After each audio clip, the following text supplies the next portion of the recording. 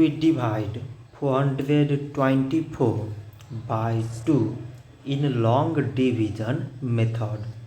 So 2 times 2 means 4. On subtracting it is 0. So we again put down this 2 and remove this 0. So 2 times 1 means 2. On subtracting it is 0. So we put down this 4 and remove this 0. So 2 times 2 means 4. On subtracting it is 0. So 424 divided by 2 is 212. So this much for today and thanks for watching.